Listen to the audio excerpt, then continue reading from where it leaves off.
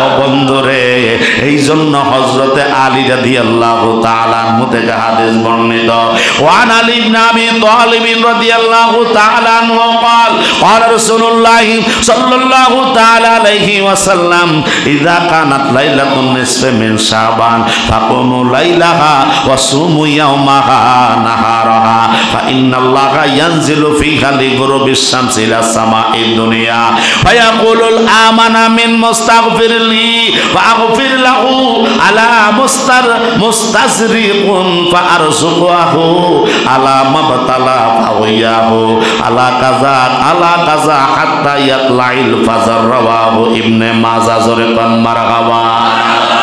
আমার নবীর জলিল কদর সাহাবী যিনি হাসান হোসাইনের পিতা, মারহাবা, যিনি হচ্ছেন আমার নবীজির চাচাতো ভাই, যিনি হচ্ছেন খাতুনে জান্নাতের জামাই, জোরে কোন মারহাবা, খাতুনে জান্নাতের স্বামী শেরে খোদা আলী রাদিয়াল্লাহু তাআলা আনহু থেকে বর্ণিত, তিনি বলতেছেন আমার নবী ইরশাদ করে দিয়েছেন ইজা কানাত লাইলাতুন নিসফি মিন শাবান, যখন তোমাদের সম্মুখে শাবানের রাত্র উপস্থিত হয়ে যায়, যখন তোমাদের সামনে লাইলাতুল বরাতের রাত্র চলে আসে, তখন তোমরা কি করবা? ফাকুমু লাইলাহা, তখন তোমরা রাত্রে ইবাদত করবা। সুবহানাল্লাহ। কে বলেছেন?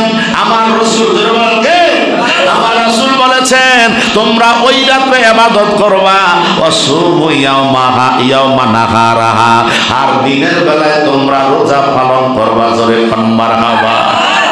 আমার নবী বলে রাত্রে ইবাদত করবা, দিনের বেলায় রোজা রাখবা, এরপরে কি করব ইয়া রাসূলুল্লাহ? ফা ইন্নাল্লাহা ইয়ানজিলু ফিহা লিগুরুবিশ শামসি ইলা সামাঈদ দুনিয়া।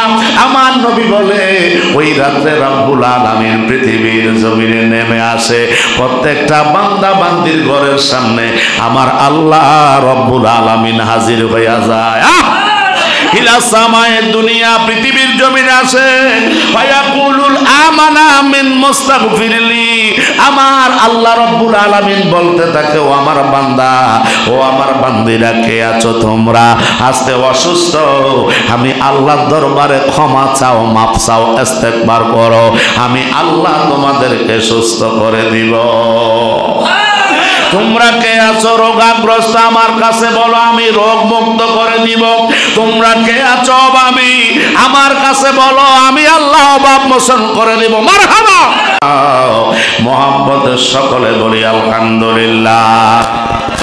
ও বন্ধুরে, আল্লাহ রব্বুল আলামিন পবিত্র কোরআনুল কারীমের মধ্যে আমার আল্লাহ ঘোষণা করে দিয়েছেন সূরা দোকানের 1 থেকে 4 নম্বর আয়াতে কারিমা, যেই আয়াতে কারিমা ১৫০০ বছর আগে গো রব্বুল আলামিন আল্লাহর কোরআনুল কারীমের মধ্যে আল্লাহ বলে দিয়েছেন, জোরে বলি মারহাবা। আল্লাহ রব্বুল আলামিন বলে দিয়েছেন হামিম।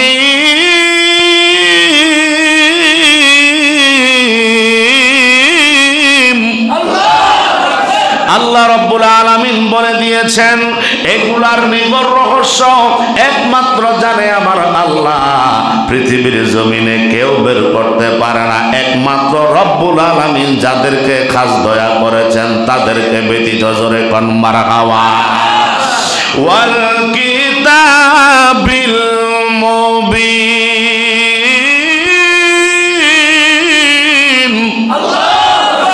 আল্লাহ রব্বুল আলামিন বলে দিয়েছেন ওয়াল কিতাবিল মুবিন, আমি আল্লাহ সুস্পষ্ট কিতাবের কসম খেয়েছি, আমি আল্লাহ পবিত্র কোরআনুল কারীমের কসম আমি আল্লাহ পেরেছি। ও আমার বান্দা নবীর উম্মতের দর্শন, আল্লাহ গো কেন আপনি কোরআনের কসম খাইলেন? কেন আপনি কোরআনের কসম নিয়েছেন? সুস্পষ্ট কিতাবের কসম আপনি করেছেন গো আল্লাহ, এই জন্য আপনি কোরআনের কসম খাইলেন? আমার আল্লাহ বলতেছে ইন্না আনজালনাহু ফি লাইলাতিন মুবারাকাতিন ইন্না কুন্না মুনযিরিন।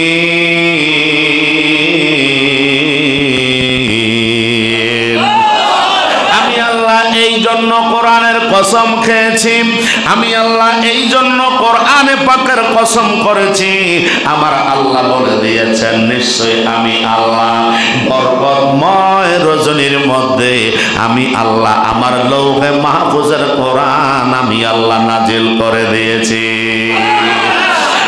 বন্ধু গভীর মনোযোগ, গভীর মনোযোগ। এই জন্য রব্বুল আলামিন কসম করে বলে দিয়েছেন নিশ্চয় আমি আল্লাহ আমার লৌহে মাহফুজের কোরআনটা ফুত পবিত্র কালাম আমি আল্লাহ বরকতময় রাত্রেই তো নাজিল করব, আর বরকতময় ছাড়া আমি আল্লাহ আমার কোরআনকে নাজিল করতে পারি না গো। ও আল্লাহ কেন পারেন না? এটা তো বাল হুয়া কোরআনুম মাজিদুন ফি লাওহিম মাহফুজ। সুবহানাল্লাহ। আমি আল্লাহর পবিত্র জবান মোবারকের ভাষা লৌহে মাহফুজের পবিত্র জায়গার ভিতরে আমি আল্লাহ সংরক্ষণ করে রেখেছি গো। এই জন্য ওই কোরআনটা আমি আল্লাহ বরকতময় রাত্রে বেষ্টনী দিয়া অসংখ্য অগণিত রহমত বরকত দিয়া আমি আল্লাহ আমার কোরআনকে জগতের বাড়িতে পাঠিয়েছি। মারহাবা।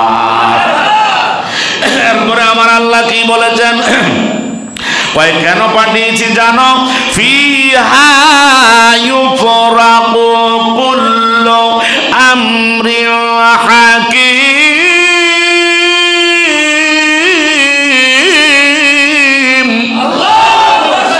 ফিহা এই জন্য এর ভিতরে যা কিছু রয়েছে জানো কি? ইউফরাকু কুল্লু আমরিন হাকীম। আমি আল্লাহ হিকমতশীল, আমি আল্লাহ প্রজ্ঞাময়।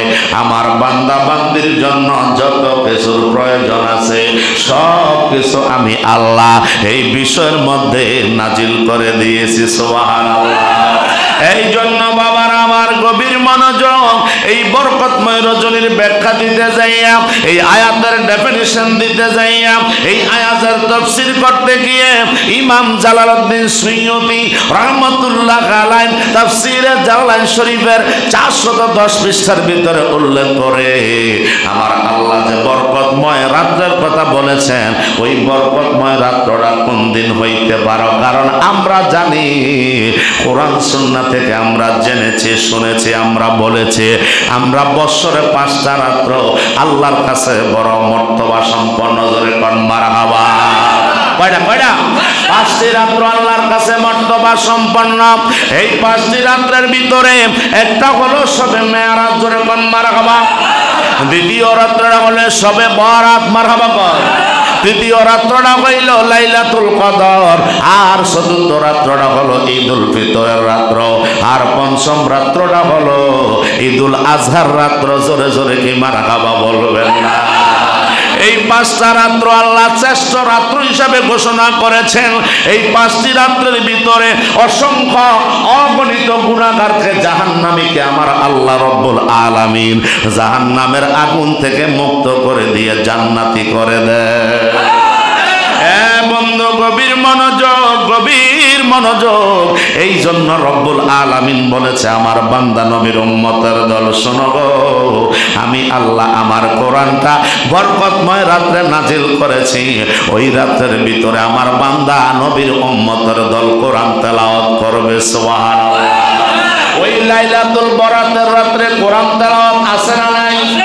শবে মেরাজের রাত্রে কোরআন তেলাওয়াত আছে না নাই? ঈদুল ফিতরের রাত্রে কোরআন তেলাওয়াত আছে না নাই? ঈদুল আজহার রাত্রে কোরআন তেলাওয়াত আছে না নাই?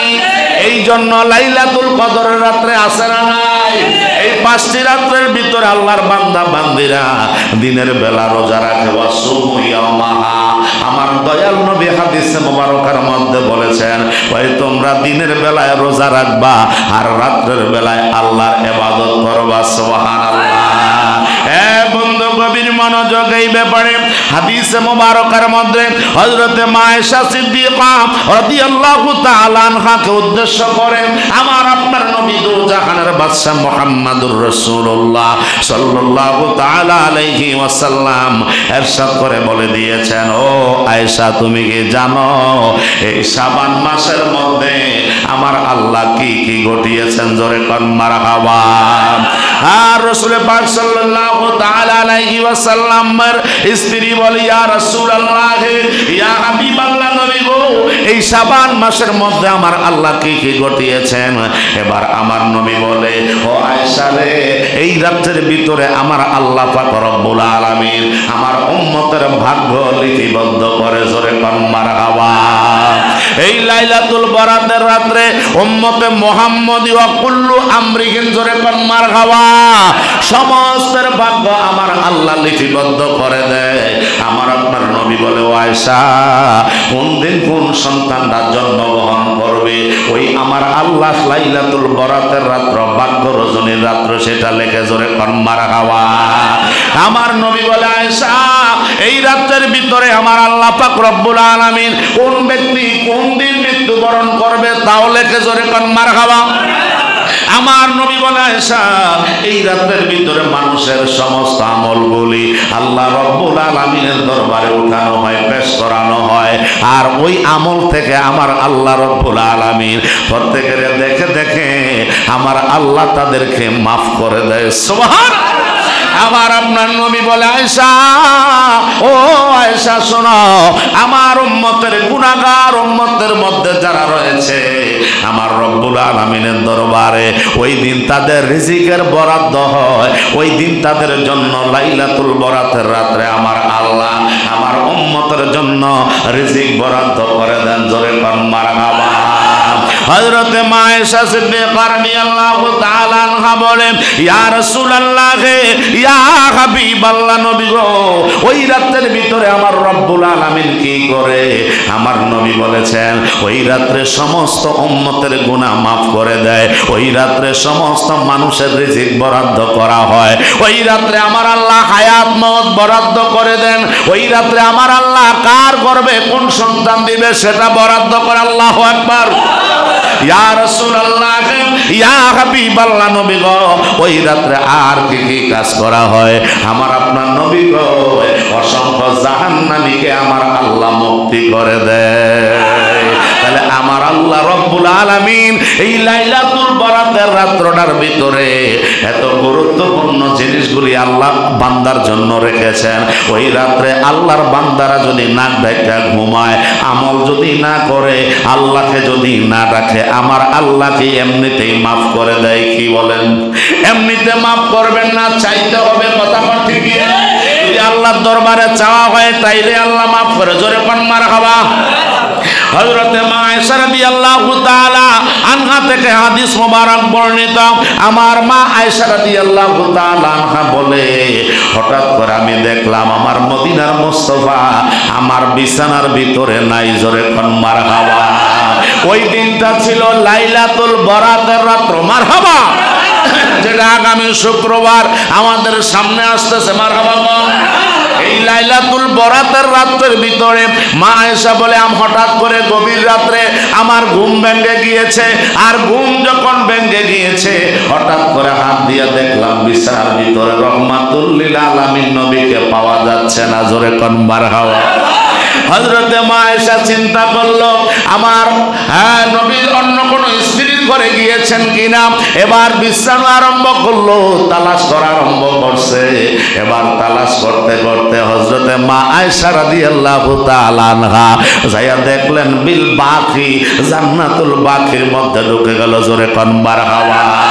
এবার জান্নাতুল বাকির মধ্যে যখন ঢুকলেন, যাইয়া দেখতেছে জান্নাতুল বাকির ভিতরে হাজার হাজার শত শত হাজার হাজার কবরস্থান আছে না নাই? এবার জান্নাতুল বাকির ভিতরে গভীর রাতে রহমাতুল লিল আলামিন নবী কান্দে, উম্মতের মায়ায় পইরা নবী কান্দে। আর সকলের জন্য নবী যখন হাত তুলে দোয়া আরম্ভ করেছেন, এবার মা আয়েশা বলে, আমি নবীজির পেছনে দাঁড়াইলাম। নবীজির পেছনে দাঁড়াইয়া নবীজির ফুফানি ফুফানি কান্না যখন শুনতে পেলাম, নবীজির চক্ষু মোবারক থেকে রহমতের বৃষ্টি যেন ঝরতে লাগলো। আর আমি সেটা বুঝতে দেরি করি নাই, আমিও সাথে সাথে আমার নবীজির সাথে দুইটা হাত আল্লাহর দরবারে বাড়িয়ে দিয়েছি। হযরতে মা আয়েশা কয়ে জগৎবাসী রে আমার নবীজির চক্ষু মোবারকের পানিগুলি এমনি ভাবে ঝরঝর করে ঝরছে নবীজির সাদা জুব্বা মোবারকগুলা নবীর চক্ষু মোবারকের পানিতে ভিজে গিয়েছে আমি যখন নবীজির পেছনে হাত বাড়াইলাম দীর্ঘ লম্বা নবীজি দোয়া মুনাজাত শেষ করার পর এবার পেছনের দিকে তাকায়া কয় আয়েশা ও আয়েশা তুমিও কি এসেছো মারহাবা আয়েশা বলে ইয়া রাসূলুল্লাহ ইয়া হাবিবাল্লাহ নবী গো আমি তো আমার বিছনার ভিতরে আপনার না পেয়ে আমি চিন্তিত হয়ে গেলাম আমি বিস্মিত হয়ে গেলাম ইয়া রাসূলুল্লাহ আমি মনে করেছি আপনি অন্য কোন স্ত্রীর ঘরে চলে গিয়েছেন আমার নবী বলে ও আয়েশা তুমি কি মনে করো যে আমি তোমার হক নষ্ট করব না না ও আয়েশা আজকের রাতটা কোন রাত জানোনি হযরতে মা আয়েশা বলে ইয়া রাসূলুল্লাহ আমার তো স্মরণ নাই আমার নবী বলে আয়েশা ফাকুমুল লাইলাহা জোরে কোন মারহাবা এই রাতের ভিতরে আল্লাহর বান্দা বান্দিরা ইবাদত করবে অসুমিয়াউমাহা এবং দিনের বেলায় তারা রোজা রাখবে হযরতে মা আয়েশা বলে ইয়া রাসূলুল্লাহ কেন কেন কেন আমার দয়াল নবী বলে ও আয়েশা আজকের রাতটা হইল লাইলাতুন নিসফে মিন শাবান সুবহানাল্লাহ আজকের রাত হলো শাবানের রাত হে আয়েশা আজকের রাতে ইবাদতের রাত আল্লাহ অসংখ্য অগণিত জাহান্নামীকে জাহান্নামের আগুন থেকে মুক্ত করে তাদেরকে জান্নাতি করে দেয় জোরে কোন সুবহান ইয়া রাসূলুল্লাহ ইয়া হাবিবাল্লাহ নবী গো যদি বুঝতে পারি আর আজকের রাতটা দোয়া কবুলের রাত আজকের রাতটা যদি দোয়া কবুলের রাত হয়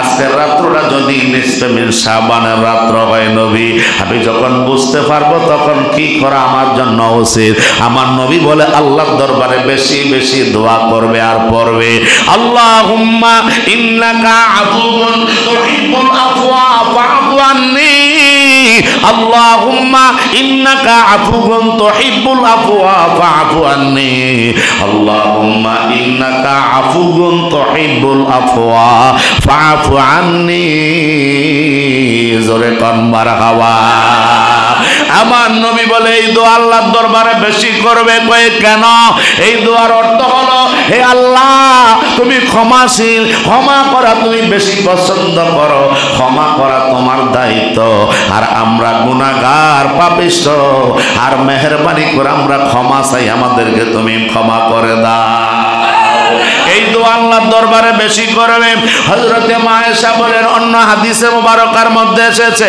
হযরতে মা আয়েশা বলেন ইয়া রাসূলুল্লাহ যদি বুঝতে পারি আজকের রাতটা লাইলাতুল বরাতের রাত ইয়া রাসূলুল্লাহ কিভাবে বুঝবো আমার দয়াল নবী বলে চক্ষু মুবারকের পানিগুলি জলজল করে ছেড়ে দিয়ে বলে আয়েশা যখন তোমার মন নরম হয়ে যাবে যখন তোমার মনটা পাথর থেকে গলে গলে যখন নরম হয়ে যাবে আর মন থেকে যখন আল্লাহর ভয় নবীর মহাব্বত যখন হৃদয়ে উতলাইয়া উঠবে আর অটোমেটিকলি তোমার চোখের কোঠা দিয়া পানি চলে আসবে তুমি বুঝতে পারবা কি থাকবে না ওই টাইমে দোয়া কবুলের সময় আল্লাহর দরবারে যেই দোয়াটা করবা আমার আল্লাহ ওই টাইমে দোয়া কবুল করে নেয় তাহলে দোয়া কবুলের জন্য শর্ত আছে না নাই এক শর্ত হলো হব্বে রাসূল হব্বে খোদা জোরে কোন মারহাবা আর এক শর্ত হলো হব্বে রাসূলের পরে তোমার অন্তর যখন নরম হয়ে যায় আর অন্তর দিয়া যখন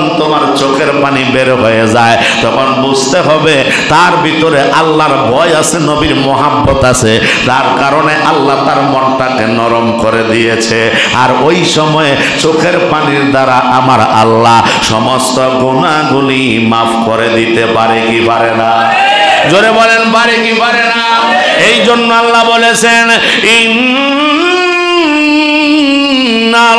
ইন্নাল্লাহা আলা কুল্লি শাইইন কাদির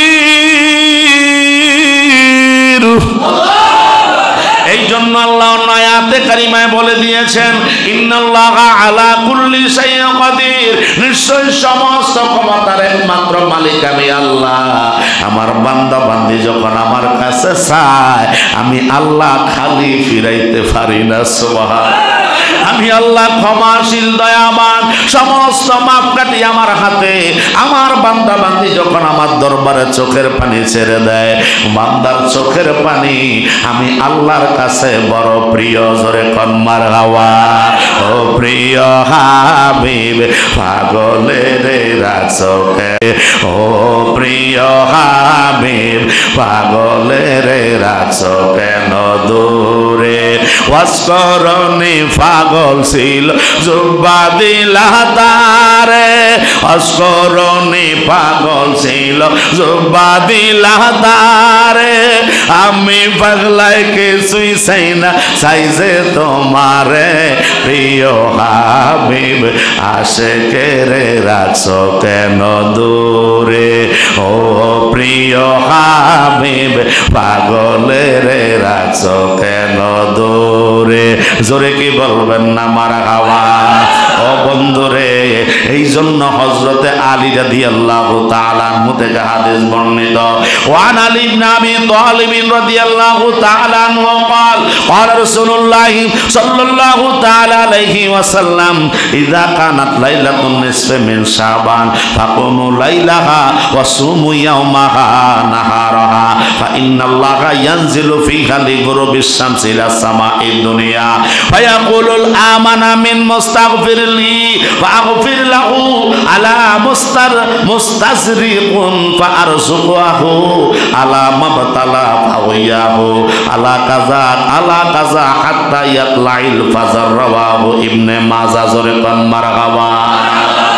আমার নবীর জলিল কদর সাহাবী যিনি হাসান হোসাইনের পিতা, মারহাবা, যিনি হচ্ছেন আমার নবীজির চাচাতো ভাই, যিনি হচ্ছেন খাতুনে জান্নাতের জামাই। জোরে কোন মারহাবা। খাতুনে জান্নাতের স্বামী শেরে খোদা আলী রাদিয়াল্লাহু তাআলা আনহু থেকে বর্ণিত, তিনি বলতেছেন আমার নবী ইরশাদ করে দিয়েছেন ইজা কানাত লাইলাতুন নিসফি মিন শাবান, যখন তোমাদের সম্মুখে শাবানের রাত্র উপস্থিত হয়ে যায়, যখন তোমাদের সামনে লাইলাতুল বরাতের রাত্র চলে আসে, তখন তোমরা কি করবা? ফাকুমু লাইলাহা, তখন তোমরা রাত্রে ইবাদত করবা। সুবহানাল্লাহ। কে বলেছেন? আমার রাসূল। কে? আমার রাসূল বলেছেন তোমরা ওই রাতে ইবাদত করবা। ওয়াসুমু ইয়াওমা নাহারাহা, আর দিনের বেলায় তোমরা রোজা পালন করবা। জোরে কোন মারহাবা। আমার নবী বলে রাত্রে ইবাদত করবা, দিনের বেলায় রোজা রাখবা। এরপরে কি করব ইয়া রাসূলুল্লাহ? ফা ইন্নাল্লাহা ইয়ানজিলু ফিহা লিগুরুবিশ শামসি ইলা সামাঈদ দুনিয়া। আমার নবী বলে ওই রাতে রব্বুল আলামিন পৃথিবীর জমিনে নেমে আসে, প্রত্যেকটা বান্দা বান্দির ঘরের সামনে আমার আল্লাহ রব্বুল আলামিন হাজির হইয়া যায়। ইলা সামায়ে দুনিয়া, পৃথিবীর জমিনে আসে। ফায়াকুলুল আমানা মিন মুস্তাগফিরলি, আমার আল্লাহ রব্বুল আলামিন বলতে থাকে ও আমার বান্দা, ও আমার বান্দিরা, কে আছো তোমরা? আজকে অসুস্থ, আমি আল্লাহর দরবারে ক্ষমা চাও, মাফ চাও, ইস্তেগফার করো, আমি আল্লাহ তোমাদেরকে সুস্থ করে দিব। তোমরা কে আছো রোগাগ্রস্ত, আমার কাছে বলো, আমি রোগ মুক্ত করে দিব। তোমরা কে আছো অভাবী, আমার কাছে বলো, আমি আল্লাহ অভাব মোচন করে দিব। মারহাবা। তোমরা কে আছো ঋণগ্রস্ত, আমি আল্লাহর কাছে বলো, আমি আল্লাহ আলা কাজা আখিয়া হাত্তা মাতলাইল ফাজর, ততক্ষণ পর্যন্ত আমার আল্লাহ বান্দা বান্দির ঘরের সামনে দাঁড়ায়া দাঁড়ায়া ডাকতে থাকে, যতক্ষণ পর্যন্ত হাত্তা মাতলাইল ফাজর, ফজরের আযান পর্যন্ত আমার আল্লাহ সমস্ত বান্দা বান্দিদের ক্ষমা করার জন্য আল্লাহ ডাকতে থাকে। আর ওই রাত্রে যদি আমরা ঘুমাই তাহলে আল্লাহ কি আমাদেরকে মাফ করবেনি? বলে আমাদেরকে মাফ নিতে হলে ওই রাত্রে ইবাদত আছে না নাই? সকলে বলেন আছে না নাই? আমার নবী হাদিসে মুবারকার মধ্যে বলে ওই রাত্রে ইবাদত আছে সুনান ইবনে মাজাহ শরীফের 99 পৃষ্ঠায় 1388 নম্বর হাদিসে মোবারক। এই হাদিস আমার নবী বর্ণনা করে দিয়েছে, তোমরা ওই রাত্রে ইবাদত করবে, দিনের বেলায় রোজা রাখবে, আর ওই রাত্রে আল্লাহর দরবারে মাফ চাইবা, ক্ষমা চাইবা। ইয়া রাসূলুল্লাহ, নবী গো কতক্ষণ পর্যন্ত? আমার নবী বলে ফজর পর্যন্ত। জোরে কোন মারহাবা।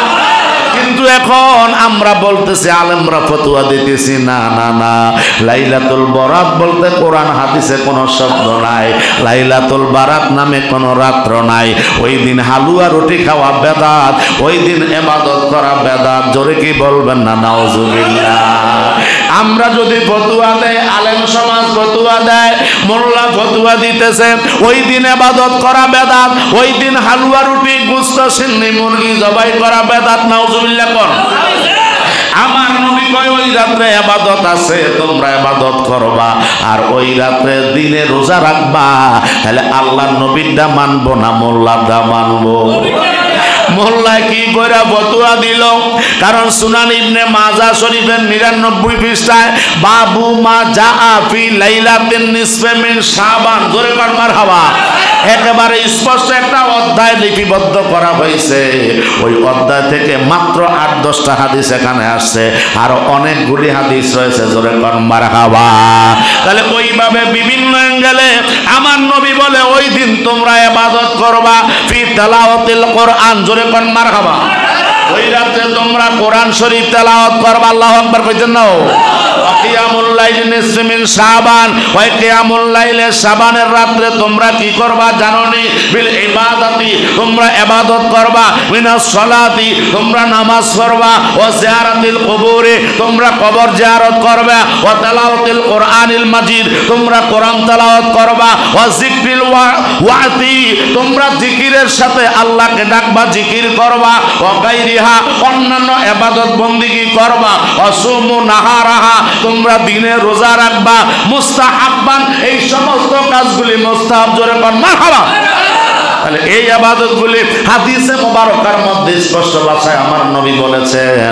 তাহলে কোরআন তেলাওয়াত করা কি ভালো না খারাপ? রোজা রাখা কি ভালো না খারাপ?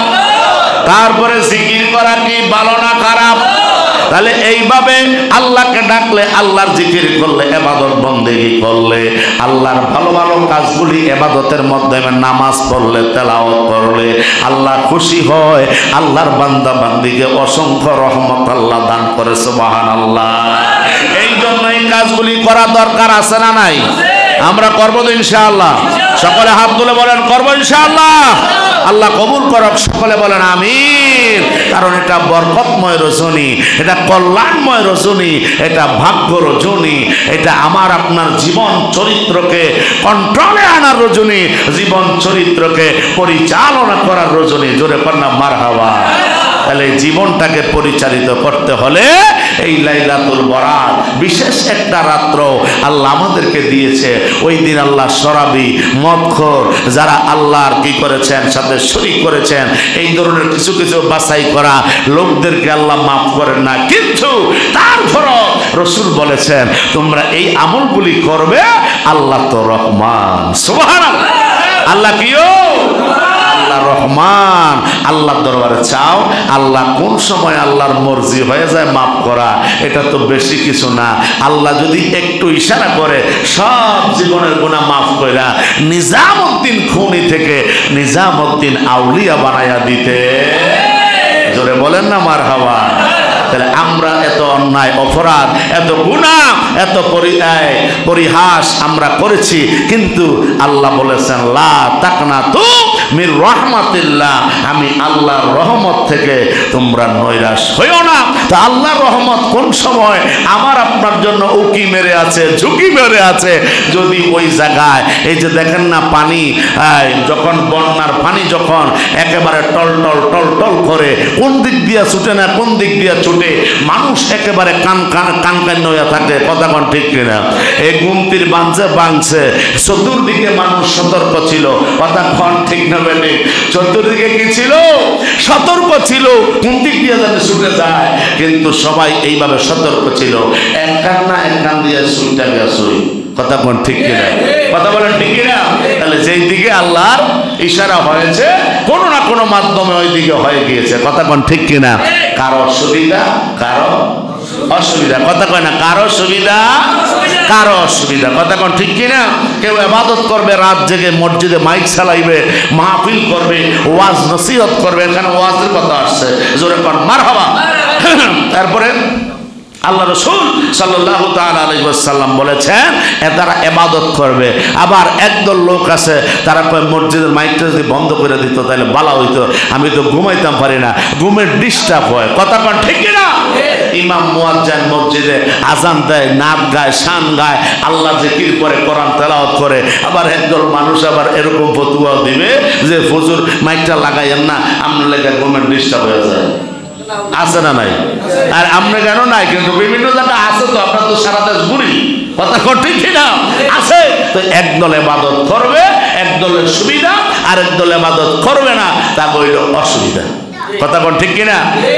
এই জন্য আল্লাহ বলেছেন তোমরা আল্লাহর রহমত থেকে নৈরাশ হইও না। অতএব আল্লাহর রহমত পাওয়ার জন্য আব্বা গিভ এন্ড টেক, কিছু পেতে হলে কিছু না কিছু দিতে হয়। কথা কোন ঠিক কিনা? এই জন্য আল্লাহর রহমত থেকে আমরা যেন বঞ্চিত না হই। এটা আগামী শুক্রবার, তো আগামী শুক্রবারে